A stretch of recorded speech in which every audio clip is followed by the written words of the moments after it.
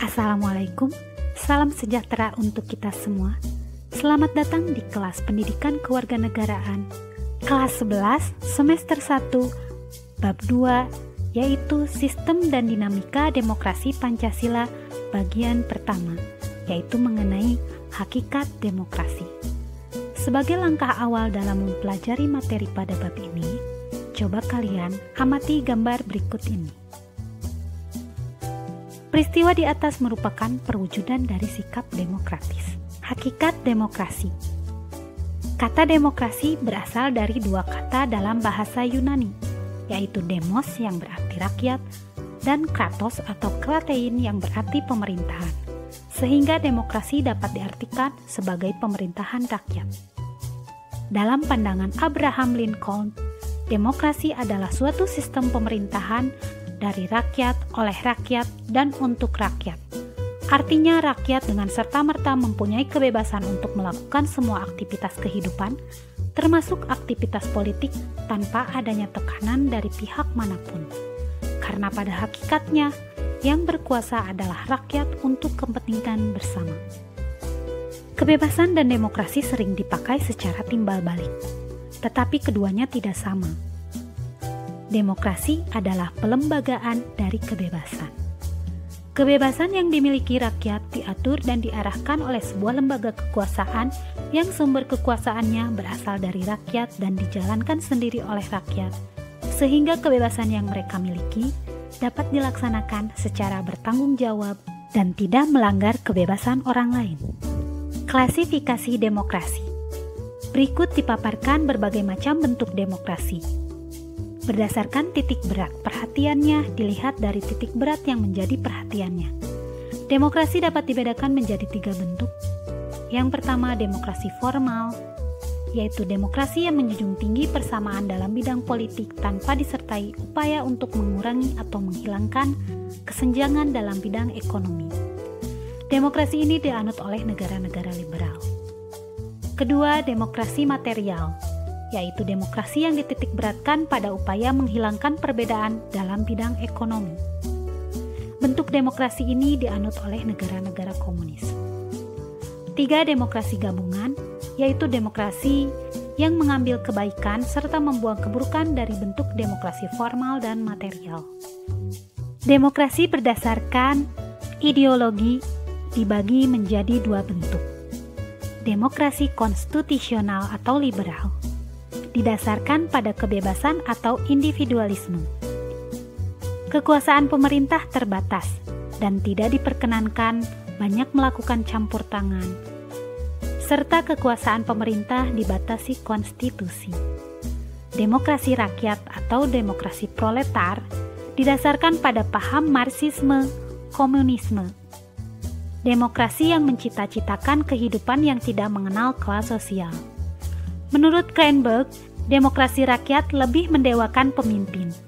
Sementara menurut pandangan Miriam Budiarjo, komunisme tidak hanya merupakan sistem politik, tetapi juga mencerminkan gaya hidup yang berdasarkan nilai-nilai tertentu. Negara merupakan alat untuk mencapai komunisme, dan kekerasan dipandang sebagai alat yang sah. Berdasarkan proses penyaluran kehendak rakyat, demokrasi dibedakan dalam 2 bentuk. Demokrasi langsung, yaitu paham demokrasi yang mengikutsertakan setiap warga dalam permusyawaratan untuk menentukan kebijaksanaan dan undang-undang secara langsung. Demokrasi tidak langsung, yaitu paham demokrasi yang dilaksanakan melalui sistem perwakilan. Biasanya dilaksanakan melalui pemilihan umum. Menurut Alamudi, suatu negara dapat disebut berbudaya demokrasi apabila memiliki sokoguru demokrasi sebagai berikut.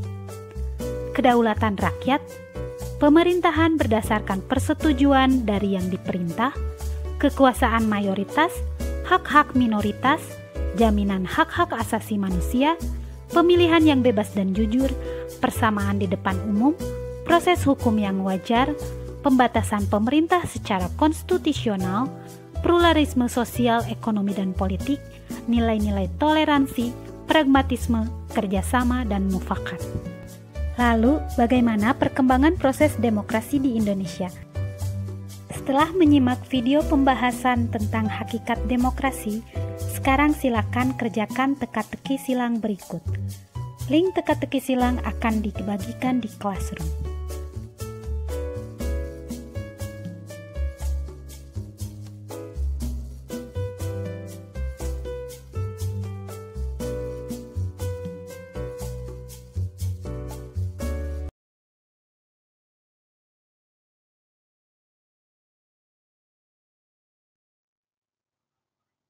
Assalamualaikum warahmatullahi wabarakatuh. Kami dari kelompok 8 dari kelas 11 IPS 2. Anggota kelompok yang pertama Salsabila Fauziah, yang kedua Salwa Auliasari. Bab 3. Sistem Hukum dan Peradilan di Indonesia. Sistem hukum di Indonesia. 1. Makna dan karakteristik hukum. Hukum itu merupakan aturan, tata tertib, dan kaidah hidup. Adapun yang menjadi karakteristik dari hukum adalah adanya perintah dan larangan. Perintah atau larangan tersebut harus dipatuhi oleh semua orang, hukum, perilaku di masyarakat, dan ditaati oleh masyarakat karena hukum memiliki sifat memaksa dan mengatur. 2. Penggolongan hukum. A. Berdasarkan sumbernya. 1. Hukum undang-undang. 2. Hukum kebiasaan. 3. Hukum traktat. 4. Hukum jurisprudensi. B. Berdasarkan tempat berlakunya. 1. Hukum nasional. 2. Hukum internasional. 3. Hukum asing. 4. Hukum gereja. C. Berdasarkan bentuknya. 1. Hukum tertulis. 2. Hukum tidak tertulis. D. Berdasarkan waktu berlakunya. 1. Ius constitutum atau hukum positif. 2. Ius constituendum atau hukum negatif. E. Berdasarkan cara mempertahankannya. 1. Hukum material. 2. Hukum formal.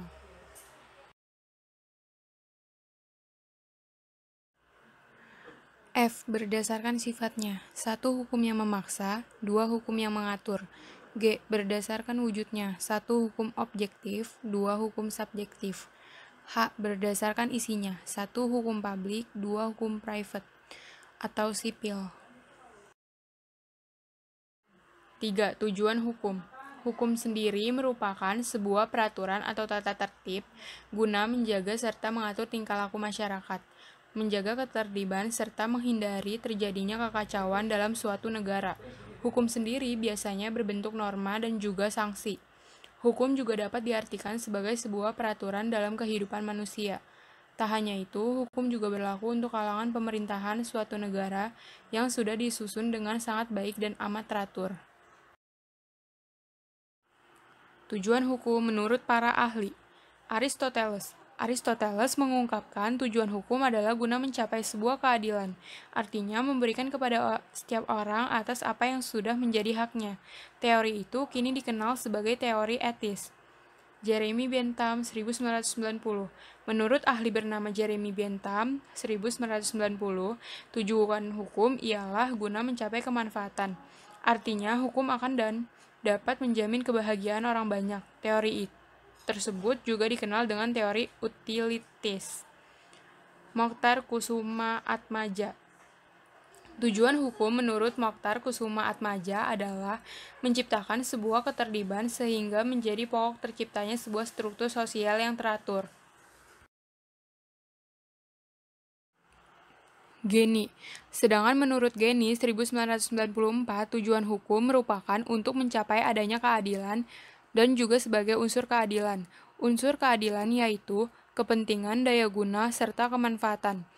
Immanuel Kant. Tujuan hukum selanjutnya menurut Immanuel Kant adalah keseluruhan syarat yang dengan kehendak bebas dari orang yang satu dapat menyesuaikan diri dengan lainnya untuk menuruti peraturan hukum soal kemerdekaan. 4. Tata hukum Indonesia. Tata hukum ialah semua peraturan-peraturan hukum yang diadakan atau diatur oleh negara atau bagiannya dan berlaku pada waktu itu seluruh masyarakat dalam negeri itu. Tata hukum Indonesia ditetapkan oleh masyarakat hukum Indonesia, ditetapkan oleh negara Indonesia. Oleh karena itu, adanya tata hukum Indonesia baru sejak lahirnya negara Indonesia. 17 Agustus 1945. Pada saat berdirinya negara Indonesia dibentuklah tata hukumnya. Hal itu dinyatakan dalam 1. Proklamasi Kemerdekaan, 2. Pembukaan Undang-Undang Dasar 1945. Mencermati sistem peradilan di Indonesia. 1. Makna lembaga peradilan.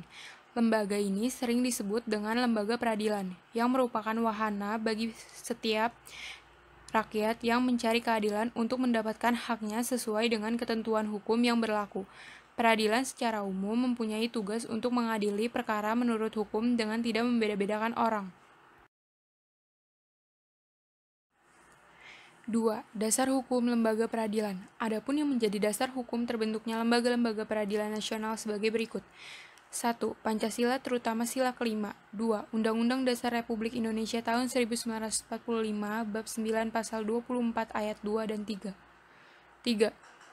Undang-Undang Republik Indonesia Nomor 3 Tahun 1997 tentang Pengadilan Anak. 4. Undang-Undang Republik Indonesia Nomor 31 Tahun 1997 tentang Peradilan Militer. 5. Undang-Undang Republik Indonesia Nomor 26 Tahun 2000 tentang Pengadilan Hak Asasi Manusia. 6. Dan lain-lain. Peraturan perundang-undangan di atas menjadi pedoman bagi lembaga-lembaga peradilan dalam melaksanakan tugas dan wewenangnya. 3. Klasifikasi lembaga peradilan. Badan Peradilan Nasional dapat diklasifikasikan sebagai berikut. A. Lembaga peradilan di bawah Mahkamah Agung. 1. Peradilan umum yang meliputi A. Pengadilan negeri yang berkedudukan di ibu kota, kabupaten, atau kota, dan B. Pengadilan tinggi berkedudukan di ibu kota provinsi. 2. Peradilan agama yang terdiri atas A. Pengadilan agama yang berkedudukan di ibu kota, kabupaten, atau kota, dan B. Pengadilan tinggi agama yang berkedudukan di ibu kota provinsi. 3. Peradilan militer terdiri atas A. Pengadilan militer, B. Pengadilan militer tinggi, C. Pengadilan militer utama, dan D. Pengadilan militer pertempuran. 4. Peradilan tata usaha negara yang terdiri atas A. Pengadilan tata usaha negara yang berkedudukan di ibu kota, kabupaten, atau kota, dan B. Pengadilan tinggi tata usaha negara yang berkedudukan di ibu kota provinsi. 4. Perangkat lembaga peradilan. Peradilan undang-undang ini kekuasaan kehakiman di lingkungan peradilan umum dilaksanakan oleh pengadilan negeri, pengadilan tinggi, Mahkamah Agung. 5. Tingkatan lembaga pengadilan. A. Pengadilan tinggi pertama atau pengadilan negeri. B. Pengadilan kedua. C. Kasasi oleh Mahkamah Agung.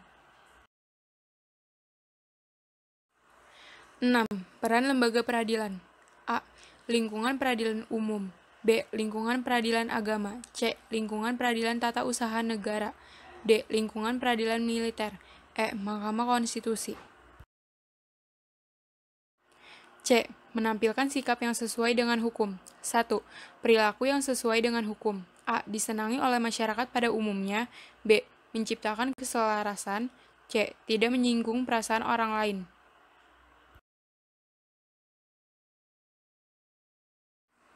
2. Perilaku yang bertentangan dengan hukum beserta sanksinya.